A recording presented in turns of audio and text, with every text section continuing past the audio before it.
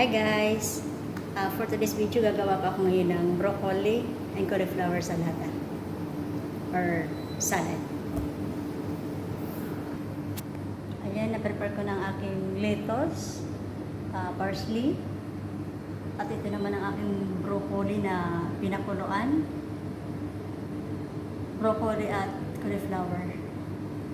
At ito naman ang aking mga gagamitin, the ingredients: asukal, molasses, pomegranate seeds or roman seeds, at saka itong orange juice. Tapos gagamit naman ako ng bowl para sa aking sauce. So ngayon guys, dahil ang aking asukal ay hindi powder, gagamit ako ng mainit na tubig.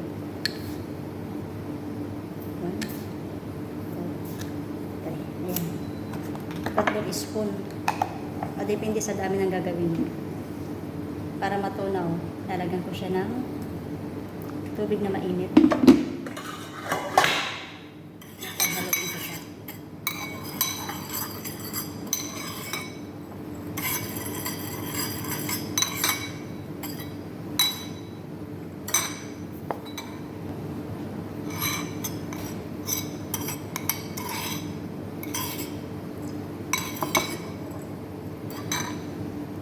So ngayon, lalagyan ko na siya ng molasses, yung tawagin sa Arabic, or pomegranate sauce.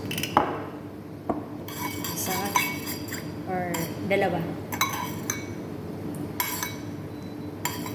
Haluan nyo ng 2 spoon hanggang 3 ayon sa panlasa nyo. Tapos olive oil.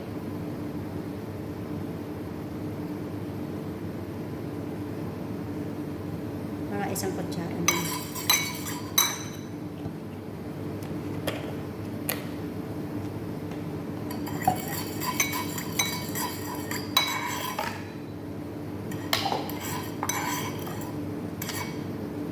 Tapos ito naman yung orange juice.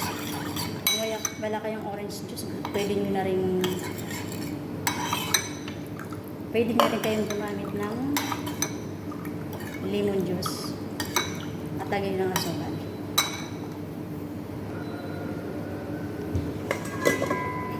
Pagsasama-samahin ko naman itong mga vegetables ko sa isang lalagyan.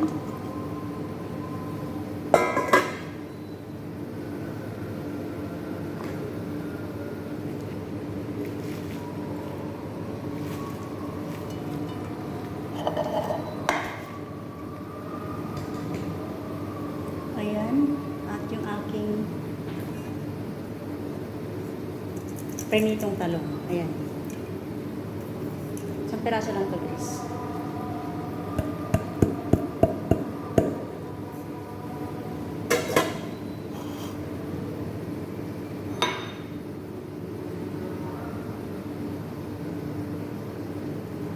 At ihalo ko na itong sauce para siya maglasa.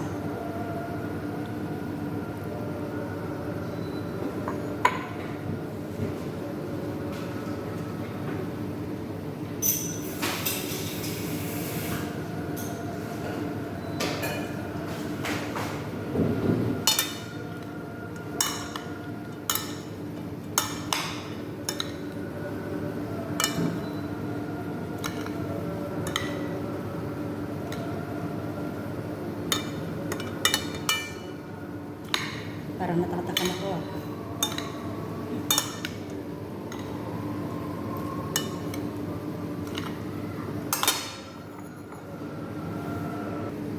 Matapos ko siyang haluin guys, ito ilalagay ko naman siya sa isang lagayan na may takip.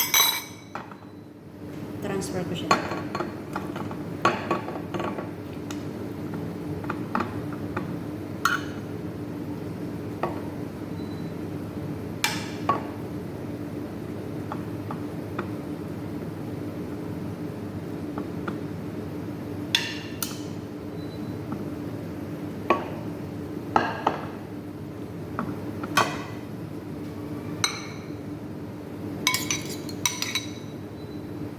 Dagdagan ko pa siya ng sauce.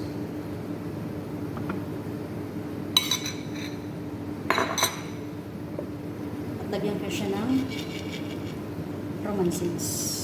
At nilalagyan ko naman siya ng bulaklak na galing sa balat ng kamatis. Ayan.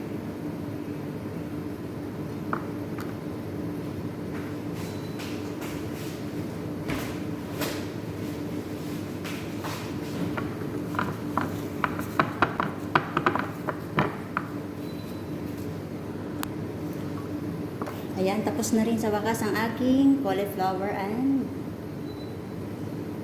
dito broccoli sa lata or salad. Ayan, ready na ang aking cauliflower and broccoli sa lata. Nilagyan ko pa siya ng roman seeds.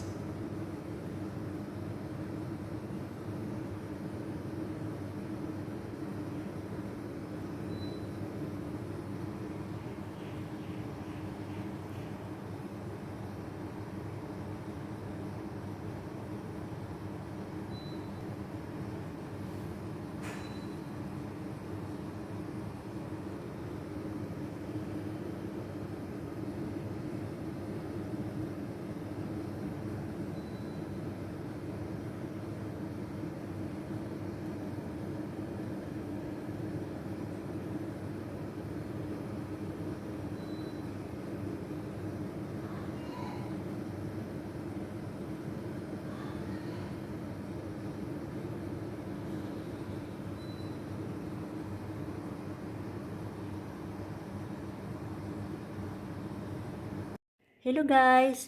For today's video, ito po yung ginawa kong cauliflower salad na mayroong halong broccoli, pritong talong, parsley, at lettuce. Yung bulaklak po ay, yan po ang balat ng kamatis na pinaganda ko. Char. At yung kulay red na nakikita nyo, yan po ay roman seeds. At yung sauce naman ay roman sauce, asukal at lemon. Pinaghalo-halo ko muna sila bago ko ilagay sa salad. Take note po guys, yung broccoli po at cauliflower, pwede po yung pritohin or pakuluan. Salamat po sa panonood. See you po sa susunod yung video. God bless all. Bye everyone.